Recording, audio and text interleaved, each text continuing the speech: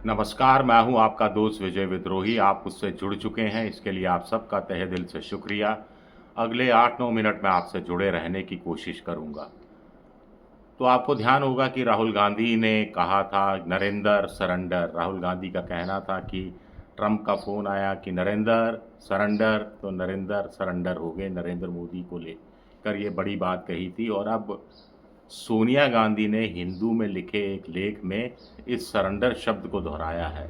हालांकि उन्होंने नरेंद्र सरेंडर जैसी बात राहुल गांधी की तरह नहीं की है, लेकिन उन्होंने कहा है कि भारत ने अपनी विदेश नीति का, अपने मूल्यों का, अपने सिद्धांतों का सरेंडर कर दिया है। तो एक तरह से हम कह सकते हैं कि राहुल गांधी की बात को ही आगे बढ़ाया है सोनिया गांधी ने। सोनिया गांधी का कहना है कि अभी भी वक्त नहीं बदल बीता है, अभी भी देर नहीं हुई है, अभी भी भारत इजराइल और ईरान का जो संघर्ष है उसमें अपनी पूरी बड़ी भूमिका निभा सकता है। सोनिया गांधी का कहना है कि भारत को इजराइल के साथ नहीं बल्कि ईरान के साथ खड़ा होना चाहिए, और भारत अपनी इस भूमिका को निभाने से कतरा रहा है जो परंपरागत रूप से वो निभाता रहा है। टू नेशन थ्योरी पर इजराइल अलग राष्ट्र, फ़िलिस्तीन अलग राष्ट्र, दोनों राष्ट्र तरक्की करें दुनिया के दूसरे देशों की तरह, इसका हिमायती रहा है, इसका पक्षधर भारत रहा है। सोनिया गांधी ने कहा है कि गाज़ा में जब इजराइल आक्रामक हमले कर रहा था, अंतर्राष्ट्रीय कानून का उल्लंघन कर रहा था, बच्चों, बूढ़ों, महिलाओं को मार रहा था, तो भारत खामोश रहा, भारत मौन रहा, भारत चुप रहा। और अब जो अनप्रोवोक्ड हमला एक तरह से इजराइल ने ईरान पर किया है, अंतर्राष्ट्रीय कानूनों का उल्लंघन किया है, तब भी भारत खामोश है, भारत मौन है, भारत की विदेश नीति मौन है। ये नैतिक दृष्टि से भी गलत है, कूटनीतिक दृष्टि से भी गलत है। तो सोनिया गांधी ने ये बड़ी बात कही कि भारत की आवाज़ गायब होती जा रही है। पहले इस तरह के कॉन्फ्लिक्ट होते थे, भारत को पूछा जाता था, ग्लोबल साउथ में पूछा जाता था, मध्य एशिया में, खाड़ी देशों में पूछा जाता था, दक्षिण एशिया में पूछा जाता था। अब भारत की वो पूछ नहीं रही, भारत ने वो ज़िम्मेदारी निभाना भी बंद कर दिया है। ज़िम्मेदारी निभाने से भी भारत कतरा रहा है, जबकि ये नैतिक ज़िम्मेदारी और ऐतिहासिक भूमिका भारत की विदेश नीति का मुख्य अंग रही है। और अब विदेश नीति की एक तरह से सोनिया गांधी ने आलोचना की है, और कड़े शब्दों में आलोचना की है। गाज़ा पर नई दिल्ली चुप रही, ईरान पर नई दिल्ली चुप रही, अब भी चुप है। इजराइल हमलावर देश है, इजराइल ने हमला किया है, भारत को ईरान के साथ खड़ा होना चाहिए था, आवाज़ गायब हो गई है। कूटनीतिक परंपराओं से चिंताजनक विचलन आया है। जो कूटनीतिक परंपराएं जो हमारी थी उससे हम बहुत डाइवर्ट हो गए हैं, डेविएशन आ गया है। अंतर्राष्ट्रीय कानून, न्याय और शांति के पक्ष में भारत हमेशा खड़ा रहा है, भारत की पूछ होती रही है। लेकिन भारत इस समय जो स्थिति है मोदी सरकार की, एक ही बात कही गई है कि इजराइल भी हमारा दोस्त है, ईरान भी हमारा दोस्त है, तो दोनों डी एस्केलेट करेंगे, मिलजुल कर शांति से बात करेंगे, संवाद से ही समाधान निकलेगा। कुल मिलाकर ये बात कही है, इससे ना तो ईरान संतुष्ट है और ना ही इजराइल संतुष्ट है। जबकि सोनिया गांधी का कहना है कि इजराइल साफ तौर पर दोषी है। इजराइल ने मानवाधिकारों का हनन किया है, कूटनीति का हनन किया है, अंतर्राष्ट्रीय कानूनों का हनन किया है।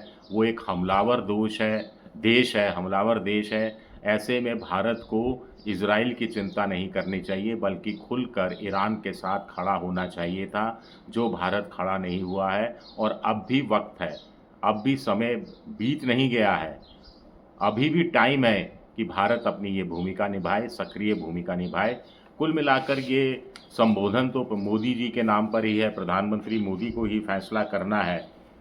कुल मिलाकर ये बात अन्य जो प्रवक्ता हैं, स्पोक्स पर्सन हैं, जो विदेशी मामलों के जानकार हैं, जिनको मैं अलग अलग टीवी चैनलों पर या डिजिटल मीडिया के चैनलों पर देखता रहता हूँ, वो भी इसी तरह की बात कर रहे हैं मोटे तौर पर, जो सोनिया गांधी बात कर रही है। कुछ लोगों का कहना है कि भारत थोड़ा सा बहुत ज़्यादा अमेरिका की तरह शिफ्ट हो गया है, और जब ग्लोबल साउथ में भारत की भूमिका अलग होनी चाहिए, जब वैश्विक दुनिया बदल रही है, अब पावर सेंटर जब बदल रहे हैं, तो भारत गलत समय में गलत देश के साथ खड़ा है।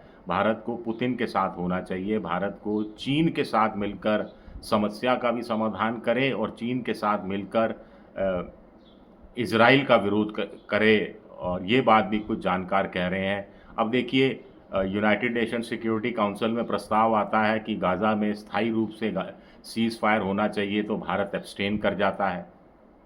149 देश समर्थन करते हैं इस प्रस्ताव का, 19 देश विरोध करते हैं और 13 देश विरोध करते हैं, 19 देश एब्सटेन करते हैं और भारत एब्सटेन कर जाता है। जबकि भारत परंपरागत रूप से ऐसे प्रस्तावों का समर्थन करता रहा है, फ़िलिस्तीन के पक्ष में वोट डालता रहा है। लेकिन पिछले कुछ सालों में टेंडेंसी बदली है कि भारत ऐसे मौक़ों पर पतली गली से खंबा बचाकर निकल जाता है, कुल मिलाकर अगर देसी भाषा का इस्तेमाल करें तो।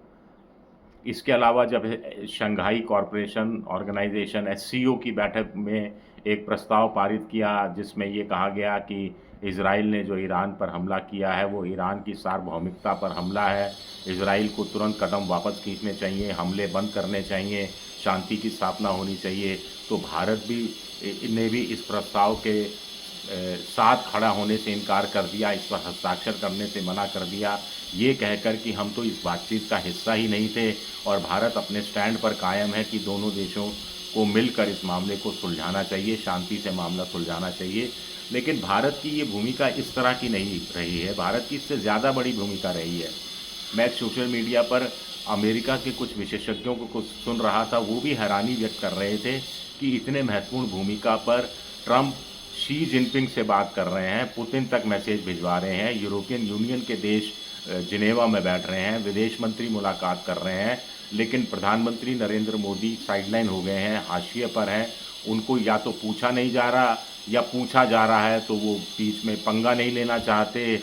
अगर पंगा नहीं लेना चाहते तो सोनिया गांधी के लेख उनको शायद पढ़ लेना चाहिए कि भारत की जो परंपरागत रूप से कूटनीति क्या रही है, विदेश नीति क्या रही है। गुटनिरपेक्ष देशों का भारत अध्यक्ष रहा है।